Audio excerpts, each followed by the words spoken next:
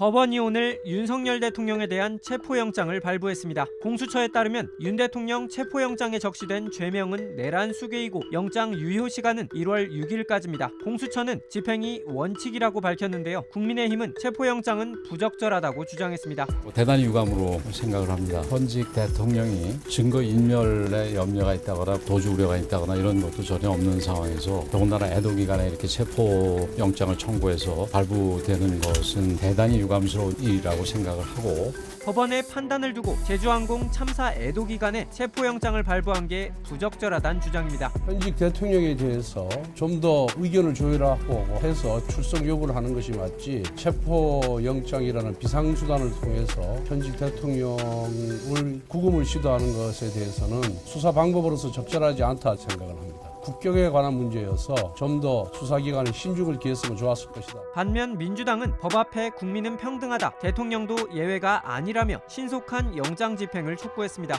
체포영장까지 발부된 내란 수괴를 감싸지 말고 국가 비상상황 수습에 적극 협조하길 바랍니다. 내란의 우두머리인 윤석열은 전혀 반성하지 않고 있습니다. 수사기관은 즉시 영장을 집행하기 바랍니다. 내란을 즉시 진압하기 위해서 영장 집행하고 국민들께 안심할 수 있는 새해를 맞이할 수 있도록 하시기 바랍니다. 조국혁신당 역시 해를 넘기지 말고 오늘 당장 윤석열을 체포해야 한다며 경호처가 체포를 막는다면 엄벌을 피하지 못할 거라고 경고했습니다. 이어 그것이 아직도 윤석열 복귀란 망상 속에 살고 있는 내란 세력을 진압하는 첫걸음이 될 거라고 강조했습니다.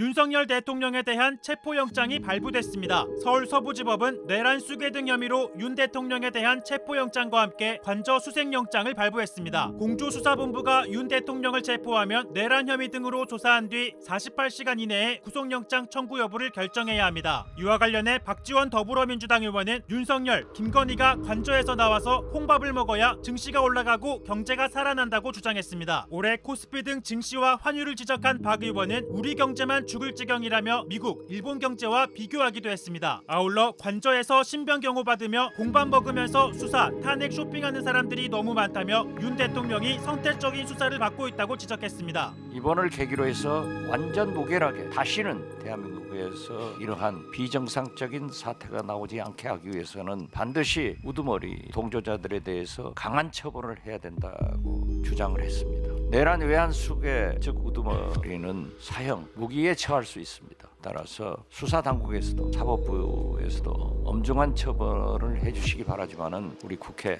특위에서도 이러한 것을 유념해서 사실을 밝혀주는데 진력해 주실 것을 부탁드립니다.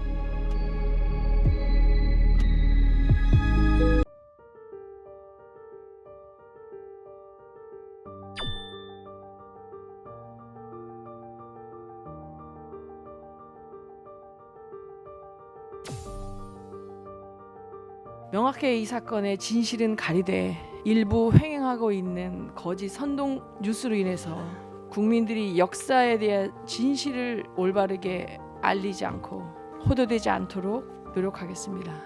이런 위기 상황을 악용해서 진실을 왜곡하려는 시도, 가짜 뉴스 이런 것들을 우리 위원들이 같은 마음으로 단호히 배척해야 된다고 생각합니다.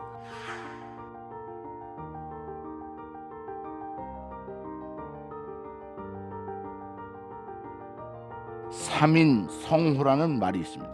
세 사람이 모이면 없는 호랑이도 만들어낸다는 것으로 아무쪼록 이 특위가 삼인 성호의 우를 봄에서는 안 될 것입니다. 내란 선전, 내란 수괴, 내란 우두머리라는 내란죄 프레임으로 헌법재판소를 향해 전방위적 압박을 가하는 특위가 되지 않기를 바랍니다.